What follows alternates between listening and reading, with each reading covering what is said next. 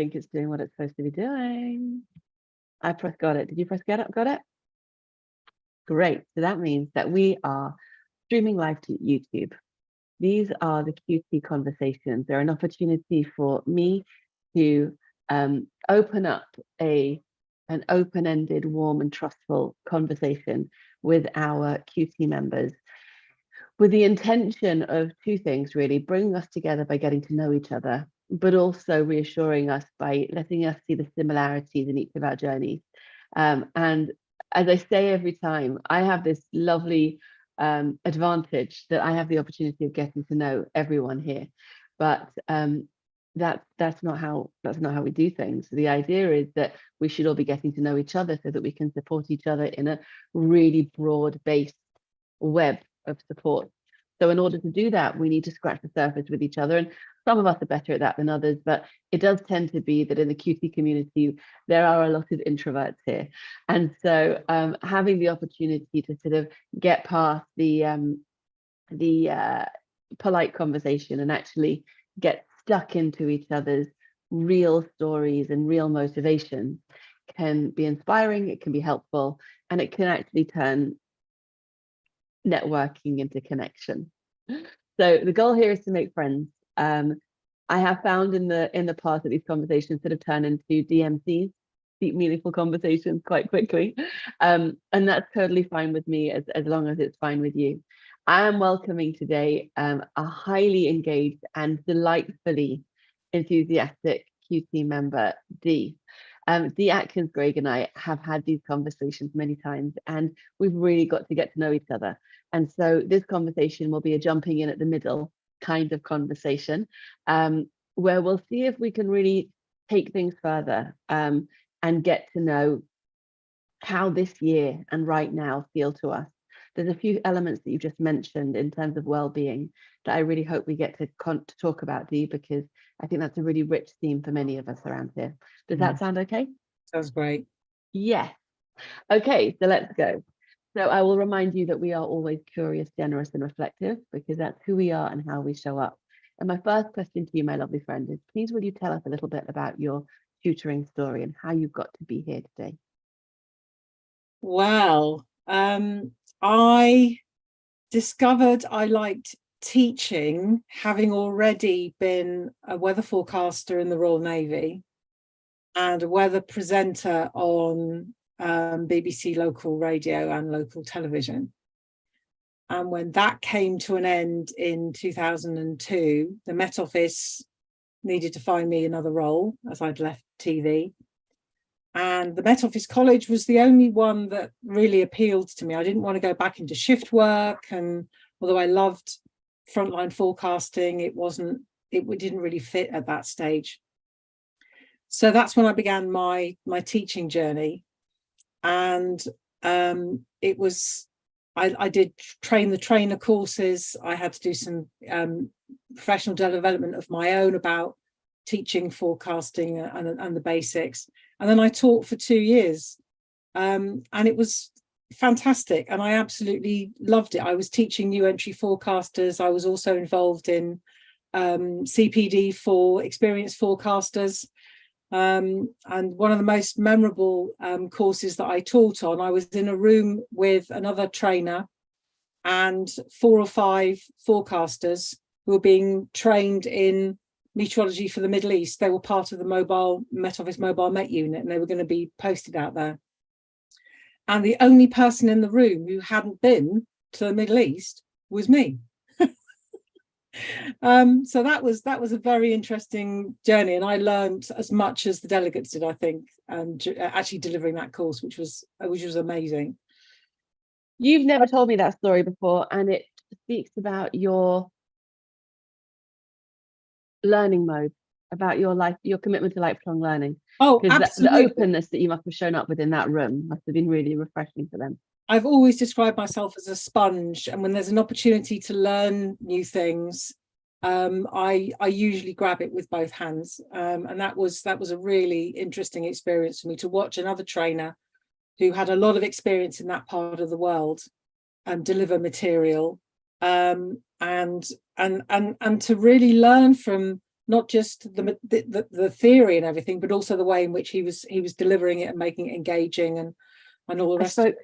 I spoke with another community member this week who mentioned that he said, I know we prize humility in qualified tutor, and that's really stayed with me as an insight, that we prize humility, and really humility and curiosity go together, don't they? So anytime that you're showing up with that, I don't know things that these people in the room know, and I'm not supposed to. I'm supposed to be open, right? And there's so much. It's GCSE results day today, isn't it? Oh, And I have had the best morning. have you? Go on, tell I us. have had the best morning. Come on. I've heard from 2 students who I was seeing in person who've got what they wanted in maths. And then another student who was actually a family connection. She's got what she needed. And then I've heard from a couple of students who I've been working with through a tutoring business, and they're over the moon with what they've got. So I think I'm waiting to hear on a couple more. But yeah, it's been the best morning. And one of my tutees, a lad who's been coming to my house, said, you know, it's all because of you. And my instant response was, no, it isn't. It isn't just about me. You turned up, you put the work in. And he went, oh yeah, I did, didn't I? I love that. I just love it. I love the participation, and you each gave each other credit. But I also love that you didn't say any grades just now. You said they got what they wanted, they got what they needed. Yes. They're over the moon. It's all relative. The ones that I have a group WhatsApp with the student and a parent, and I sent 3 messages this morning saying, I'm so proud of you for the work you've put in.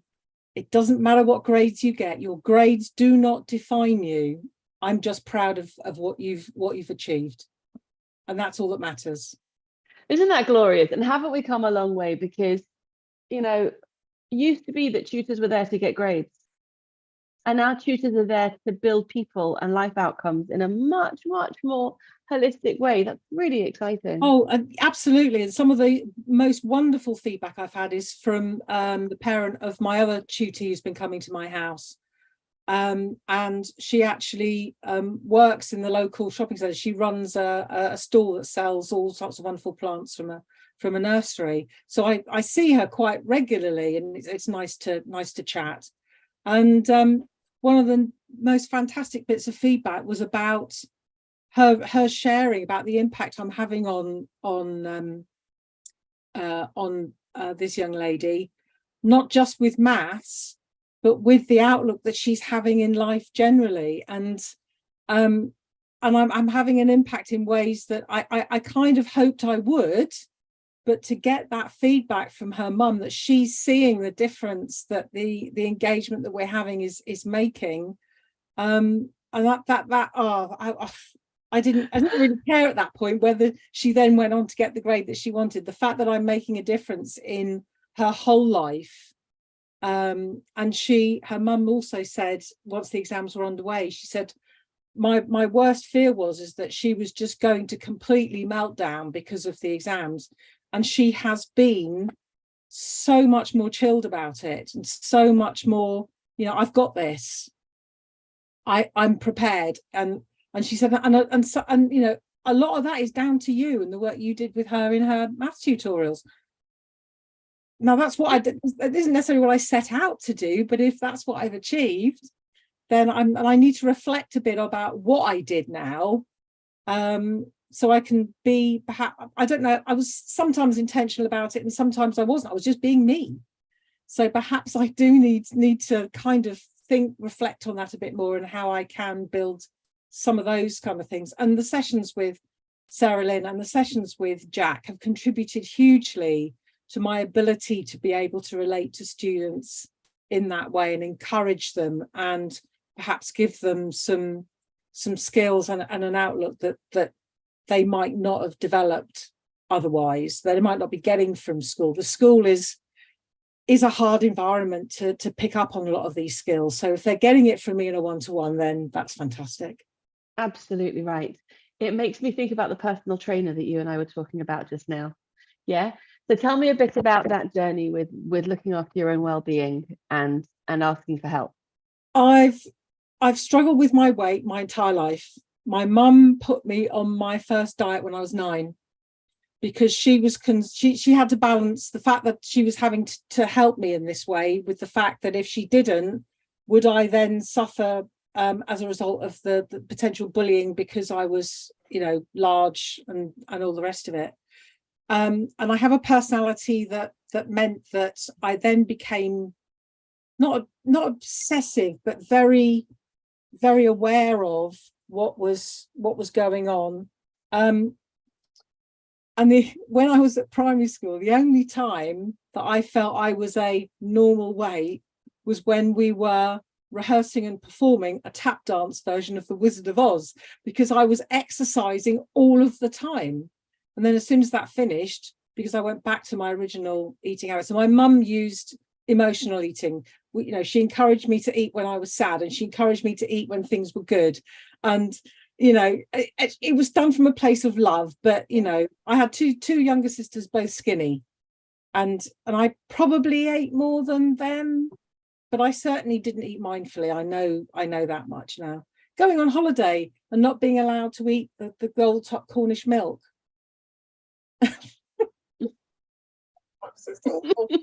Anyway, through secondary school, I think my weight was better, and I was doing a lot more exercise outside of school. In the Navy, my skirt size dropped at least 2 sizes simply because I was marching up and marching around and doing all this stuff. I was on my feet all the time. But weight's been an issue for me all the time. Then I discovered that I could improve my gut health through low carbing. I did that about 15 years ago, lost some weight, kept it off. And then about 8-9 years ago, discovered Michael Mosley's 5-2 fast diet and succeeded very much with that in getting the weight off and then keeping it off because I changed the way I was doing my eating.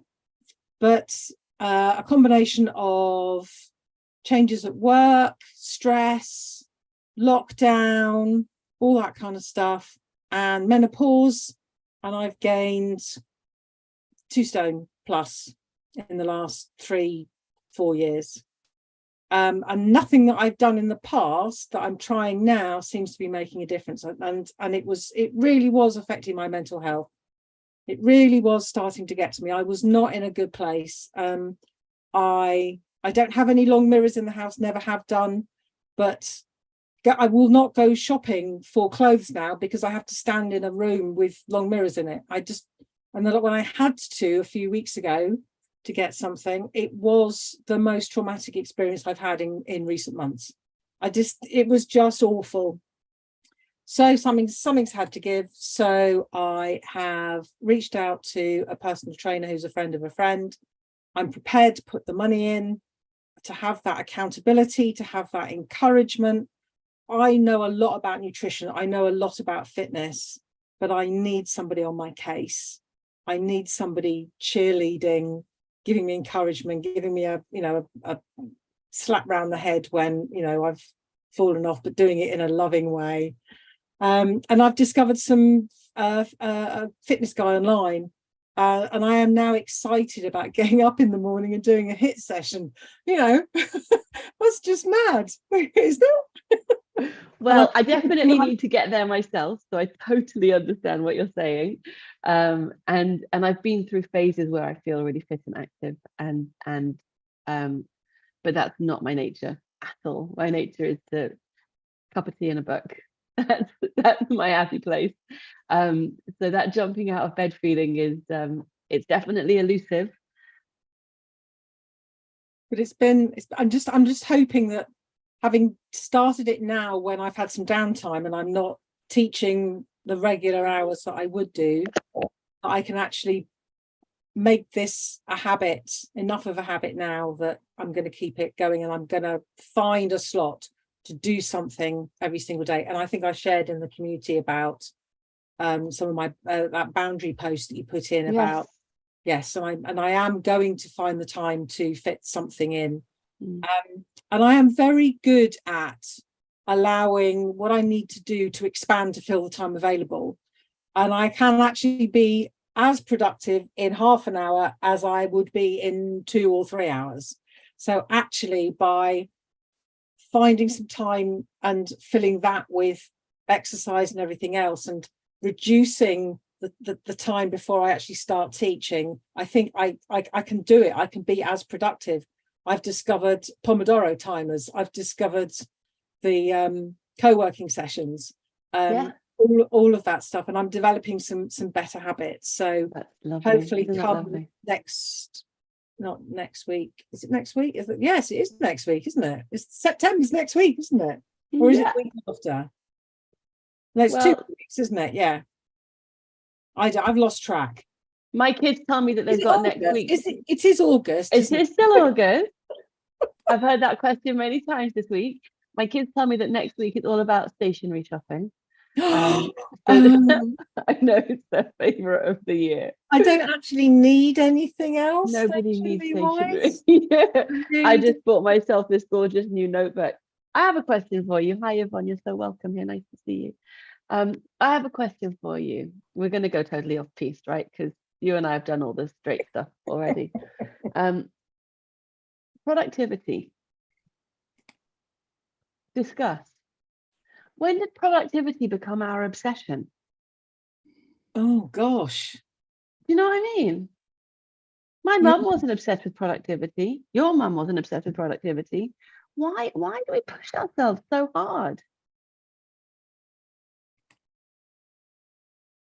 I blame social media. Go on. And I've actually got really cross with LinkedIn. Really cross with LinkedIn kicked me out this week. Have you noticed? I haven't been on LinkedIn for 4 days, and I keep trying to open the app, and it's telling me security check. I had to send a picture of my passport, but it was meant to be that I had a week without LinkedIn in August. I reckon that was a good thing. At Helen Osmond's suggestion, it did come off my phone quite some time ago. Yeah. So I can access it through a web browser on my phone, which takes a bit more effort, or I have to do it on my laptop. But no, because I'm an independent tutor. Yeah. I'm a sole. There's just me. I am also at the back end, what I would consider the back end of my working career. I turn 60 the year after next, and that's when I was planning on stopping working anyway. I may not be able to now because of the way my work has changed. And my LinkedIn is just full of people who are in a different stage of their working life. And a lot of them are trying to build a business, trying to expand what they're doing. But I've actually got really good at not feeling intimidated and not feeling that, I need to do better at this stuff, because I'm really happy with where I'm at. And what I'm doing. But you're right, I like lists. I like crossing things off lists. And if I do something which isn't on the list, I then write it on the list and cross it off. Do you do that? Not me. You know me best. I'm not a list person. I'm a splurge of creativity and then go and hide in a corner. Yeah. person. I was unofficially diagnosed with mild autistic tendencies about 4 years ago. And having been to a webinar recently, I suspect I'm also ADHD to a certain extent. And there are, it isn't yes or no. It's, as we know, I don't even like to use the word spectrum because it's or comorbid, because that's also not a nice word. No, it isn't. So now that I'm aware I've noticed now why I find it so hard to be what I would call productive is because I am easily distracted and I have a low boredom threshold. So I will do something for a while, and if it's really not filling my happy tanks, then Bucket, I'll go and do something else. yeah. And So it's about accountability. It's about creating guardrails for yourself. Yeah. And there is a need to be productive, because as a freelancer, you need to make sure that you are doing the things that will get you the work that you need to be able to do more things. Exactly. But there is still a major focus, and I don't know, like you mentioned your LinkedIn profile, I don't know whether it's because of the circles we move in and what we're like and how curious and how much we love to learn. But I feel bombarded with expectations about productivity at the moment. Is that just me? Yes, no, I get it. And because I'm not into things like passive income, that my focus has always been on I like doing the tutoring stuff. Short face. Yeah, absolutely. And I don't have the patience, possibly, to then sit down and actually create stuff which can then generate income once it's done once, and then it continues to... Let's talk about that for a bit. Can I open the floor out to Claire and Yvonne? Yeah, of course. We're talking about two things now. We're talking about productivity and we're talking about passive income. What are your thoughts? I am currently in the process of creating products for passive income. So I am completely the opposite to Dee in that respect. Tell us more. So I was a tutor going out to people before COVID. I always wanted to do it online. And before COVID, I managed to find one student, and not from my end, their end, the technology was just not up to the job. So I just found online wasn't going to work. And then COVID happened, and now I'm 100% online. And so from there, it's developed into, I need resources. That there's fantastic resources out there, but there's always something that's not quite what you want. So I started creating my own, and it's just led from there into a whole spectrum of assessments, activities, quizzes, and then reviews to show progress and all that type of thing. Are you enjoying making them? Love it. The thing you said about being obsessed with productivity, having just spent 2 weeks in Devon with my husband, I realised that I haven't been investing time with my husband because, well, there's a lot of decorating and house renovation going on. So he's been concentrating on that. So I hide myself away in my office and get on with my thing. And coming back from holiday, I've said, no, I'm going to have my weekends where I do other things.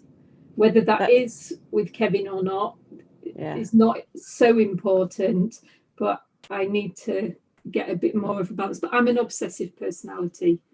So I get obsessed with something, and then I might set it aside for 6 months, and then I'll pick it up again and be obsessed. So, but this obsession has lasted nearly 2 years, but I'm also, from what Dee was saying, maths, I'm also maths. And the curriculum from year 7 to year 12, 13 is huge. So I'm still thinking it's going to take me 2 or 3 years to get it exactly where I want it to be. I think the self-awareness in all of that is so beautiful, isn't it? Yesterday Sarah Capewell did that stunning session, which you can see on recording in the community, and she said that the reason why she started tutoring students in China was because she realized that she wasn't seeing her friends and family enough because she was working unsociable hours after schools and weekends, and so she completely changed her niche in order to get back her life. And again, of course, you have to crash before you realize that's what's happening, unfortunately. But to be able to be intentional and make those decisions is, I feel like it's one of the things we can support each other with. That sort of notice what's happening and consider what would be best for you.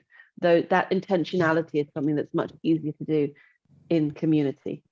I mean, that is one of the reasons I did start looking for other work. so that I didn't have to do weekends, because to pay the bills, to get the hours in, students are mostly available at weekends. Yeah. But that's where I started working with Nudge, because a lot of their work is within the school day. So I have managed to change things, but working from home, I do like the idea that I can have 2 hours off on a Thursday afternoon, or pop out at random times, as long as I'm fulfilling my commitment of doing the online face-to-face stuff with students at the time arranged. Yeah, absolutely. I Yvonne, what are your thoughts? Oh, sorry. Dee, should we let Yvonne join in? Yeah, sure. Thanks. Love. Yeah, I've been asked to create some passive income for another tutoring company. I haven't done any of my own yet, but it's one of those things that's on my to-do list, and it's finding time to sit down and be able to do it. That I'm in a particularly high area for things like 11 plus, so they're very keen for 11 plus packages to be put together, and there's never enough material for parents and teachers to use. So yeah, it's on the to-do list, but it's finding time to sit down and really go through and ensure that what you're doing is not also, you've got sort of like I'm trying to think of the word, copyright. You've got to ensure that you're not, you're not breaching copyright laws, and that's the time-consuming thing. I agree with the copyright. I've been very careful to make sure that I create everything myself, but I guess in maths there's only so many ways that you can do 2 + 3, that type of thing. So there are going to be repeats in there. One of the things I have started using, and I know there's a lot of controversy about it, is ChatGPT. It frightens me when you ask ChatGPT to create 5 questions on a particular topic and give the answers. It is staggering how often it gives the wrong answers. And the thing that worries me is that students will use it thinking that it's always right, and they don't know that there's wrong answers in there. But as a tutor creating resources, knowing my subject, it's brilliant, because it can come up with random questions for you that are more or less just copy or tweak or whatever, but then I have to make sure that my solutions and answers are correct, and that also needs copying and tweaking and all that sort of thing. But it's saved me so much time. I experimented when I first left my last job. This must have been in lockdown in 2020, with actually recording a video. I actually did a very short video about prime factorization or something. But then I found myself, because of the way that I am, tweaking it and tweaking it and tweaking it. And this was the problem I had when I was teaching in a classroom for 2 years, is that my planning took forever because I didn't obey the 80-20 rule. And and I wanted it to be 100% right before I was happy with it. So my fear is that if I go down the passive income route and start exploring ways of developing stuff, is that will become all-consuming. I know it will be a finite period of time, but I'm also aware that this late in my career, I remarried early last year. I've only got a certain amount of time that actually I don't need that in my life. I can manage the way that I am. I know that it's going to take me down rabbit holes that would be lovely to go down, but actually are not going to be beneficial to other areas of my life. So although I'd love to do it, I'm having to put that to one side. I'm interested in that putting to one side, but again, the intentionality, because Yvonne just said it's on my to-do list, but it's finding time. So the answer, of course, with finding time is deleting. Well, I tried to delete, but for the because when I agreed to do this work for this other company, it was back at sort of Easter time, and I said yes, maybe May, and I said I could get it done by this the time, and I was actually working full time at in a school at the time, and then of course I decided to develop and grow my tutoring companies, and so that has really taken off. And then this summer I just literally haven't stopped. I mean, and and at the end, by the time it came to July, I said to them, I said, I can't do it. I haven't got the time to do it. And I was willing to coordinate other teachers to do it for the company so they could get it done. But they weren't they weren't overly happy with that. But actually I thought, well, that's okay. So I didn't hear anything more. And then suddenly they've got in touch with me this week saying, do you think you can still do it for us? So I can't, they just won't let me, I can't delete it because they won't let me. They want me to do this work. And I've just thought, well, I just come back to them and say, I'll see what I can do. I can't promise anything because it's just depends on how, I mean, I'm just so busy. Well, it sounds like you did delete it and it floated back up again and you'll make another decision. But that's it, isn't it? You know, I'm thinking again about GCSE results day, and I'm thinking about how, you know, we keep reminding our children not to focus on outcomes and to focus on the journey and to focus on, you know, a longer term vision than just a, you know, one day when you release a thing. And it seems to me, you know, I'm listening at the moment to Ken Robinson's last book, which is well worth your time, Imagine If, where he's sort of unpicking all the problems with education and society and some of the solutions. And it's so inspiring. And he said something that just really struck me. He said, the revolution is well underway. All we need to do is participate. And that's a really, really inspiring place to be. And if you think about the fact that we've spoken about GCSE results with a focus on well-being and life outcomes and not worrying about which university they go to, because we know that that's neither the be all, you know, nor a guarantee. Yeah. So there's a whole lot of complex thinking that we can do to make it all more meaningful, but it has to start with us. It has to start with us deciding how to use our time, us deciding how to eat appropriately, me deciding to improve my step count, all of the things. And doing that in community feels like the right way to do it for me.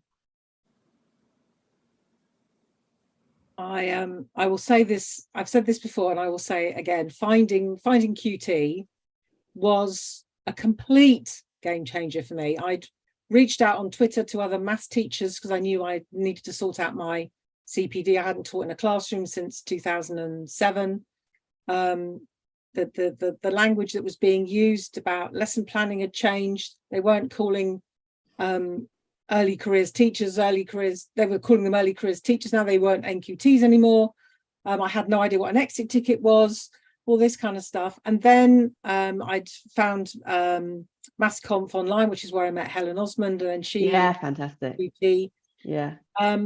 And that sudden realization that there are a whole load of people out there, a lot of people out there, all trying to do the same thing as you, and all feeling like they're doing it on their own. And a lot of them feeling like they really, that imposter syndrome and all those other things.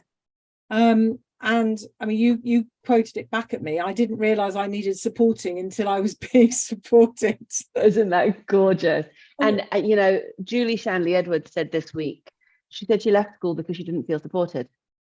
That's what it came down to. Terrible. It's massive. But I experienced it too. We all did. I only 2 years. I mean, I qualified. I turned 40 during my PGCE year. I managed 2 years in a classroom. I still can't, reflecting on it, I still don't know how I came out the other side of that in one piece. But the first year I was teaching, and I had to mark coursework, and I didn't like the way the school dealt with coursework. If the students after 6 weeks hadn't got the level that they needed for whatever particular grade they had, they were hauled in after school, and we effectively did the coursework for them. And then my coursework, I marked it, and then my coursework was given to the rest of the department to remark because they weren't happy with the way I'd marked it, because they reckoned I'd been too harsh. But I'd followed all the guidelines. That's hard. That's really hard. Claire, go ahead. Yeah, I was just going to say the thing you were saying, Dee, about the connections and the support. I'm listening to you talk and I'm thinking, wow.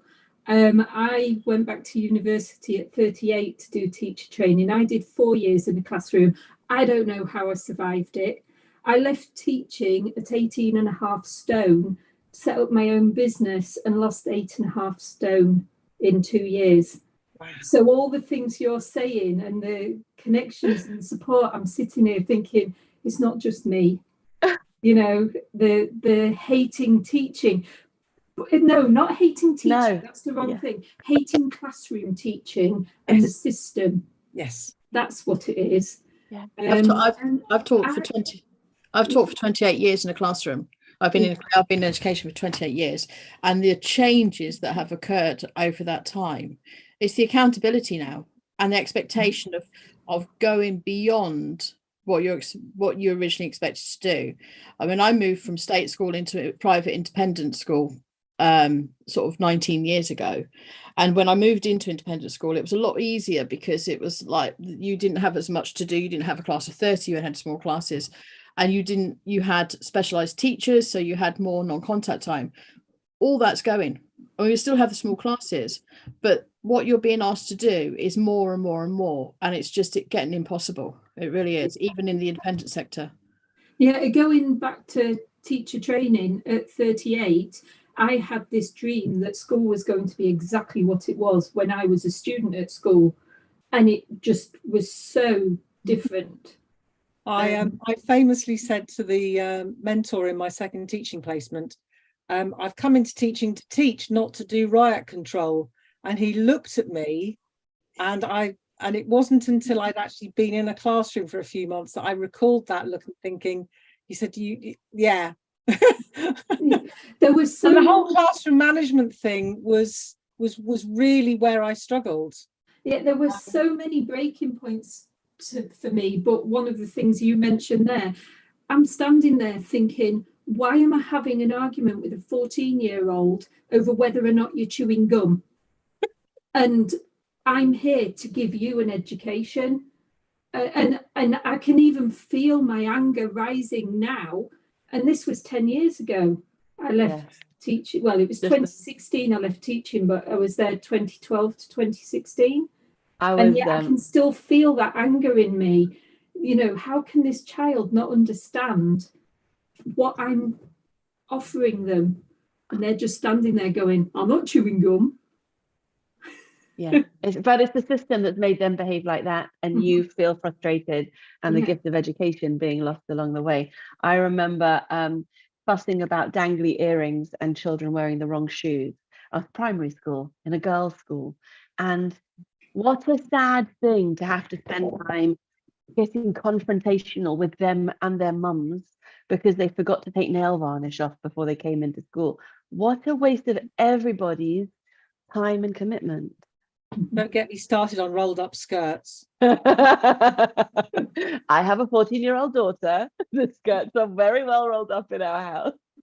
I mean, I sort of understand that you need those standards in a school setting. As a tutor, as long as there's nothing inappropriate going on, you can ride over that. I'm not really bothered if a student's chewing gum or got long earrings, or sometimes a student's got amazing nails that are too long to work with, but you see that online and you actually make a connection with that. Whereas in a school, you know, you'd be saying you need to take those nails off or whatever, but as a tutor, you make a comment and it boosts their confidence. That's right. That's exactly right. It becomes a reasonable adjustment as well because they type with the finger pad instead of the voice. They're very adaptable. We have more people joining us right now. Odette is joining as well, which is a rare treat. So I'm going to make a suggestion. What do you guys think about turning these Thursdays, rather than having one-to-one interviews, actually doing a conversation like this? Yeah. I think so Absolutely. too. Yeah. Because otherwise, I mean, for me, I've got a backlog of people to book in, and this was really fresh, wasn't it? I mean, that panel that we did during LTF4, that worked really, really well. Yeah, it was lovely. Odette, do you know that you're green, darling? Yeah, I was about to say, who let Shrek in? Are you at an ice rink?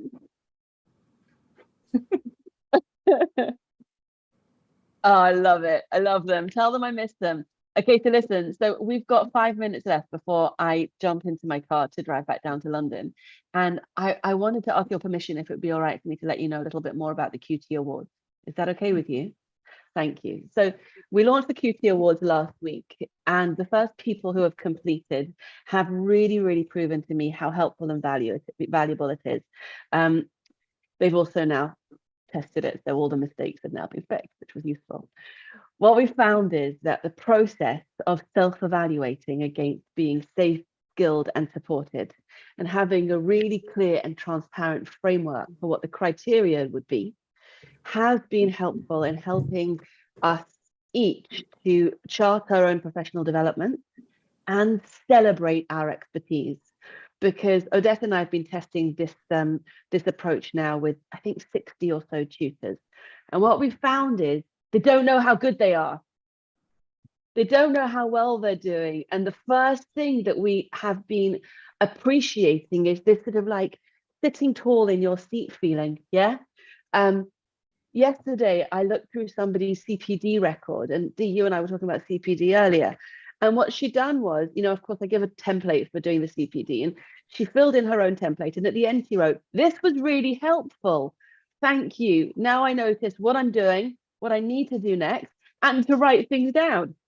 And you know, I'm not giving anybody more homework to do, but I think that because of who we are and what we're like, the idea of an award that is actually growth oriented and all about lifelong learning has been responded to really, really well. So if you want to do your QT award, and what's lovely about it is also it appears on your membership card. So you know that I gave you a couple of weeks ago a new silver membership card. So there, Yvonne, do you have one? No, because I literally joined this morning. Welcome! Hey. That is great news. So there is a secret, you know, you've got a green shield in your card. Claire, you'll have seen yours, and Dee. So underneath that green shield, there is a secret field that once you've done your QT award will populate there, and it will say QT Foundation Award, QT Advanced Award, QT Mastery Award. Now, about 6% of people that we've done it with so far have achieved mastery, which is really, really, really a good sign. Yeah, because we want mastery to be something to point towards. And then one of the people who did achieve mastery, Charlotte Watson, said, "It feels like a Michelin star. Once you get it, you've got to dig deeper into it." So again, what I'm so proud about is that we've created something that is informative for our clients. Yeah, we want parents to know that you are blooming awesome.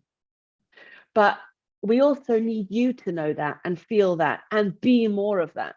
And so we've created this resource, Odette and I together, that's doing two things at the same time, and hopefully is really going to boost our well-being and boost professionalism without creating accountability. Does that make sense? Mm-hmm. So that's what it's all about. Would you like me to email you the link, the members link, which is extra discounted after the session? Would that be all right? Awesome. So I'll do that, and you can use it in your own time. Are there any questions you want to ask me about it? Or one of the questions that people keep asking me is, will it need to be renewed every year? And the answer is absolutely not, because if that's your level of achievement, it will still be there next year. You know, your degrees will be the same, your years in the classroom will be the same.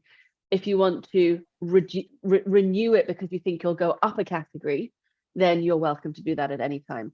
The other thing that I don't know if I've made clear yet is that there's 45 days within which to complete it, because you may well do the self-assessment first, then realize that there's adjustments you can make to take yourself up a level, and then you can submit your evidence once you've done that work.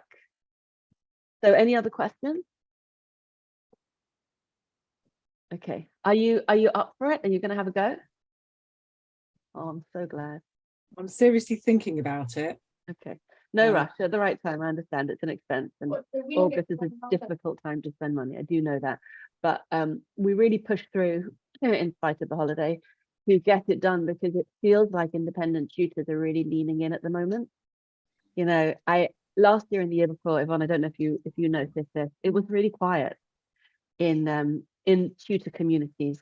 Yeah. And this year there's this sense of confidence and I think the word is ambition, you know, a sense of how we can grow and improve and develop, that I really wanted to be able to speak to and harness. So even though it's August, that's why I've done it now.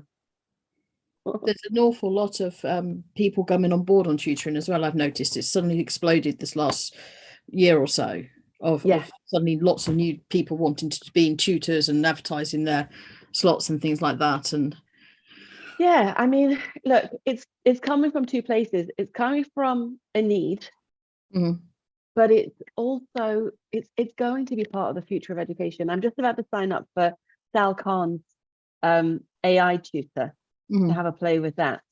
Yeah, it's okay. It's okay because it won't put us out of business. It will just help us to do the things that we're best at, the people stuff. Yeah. I'm not, but it will.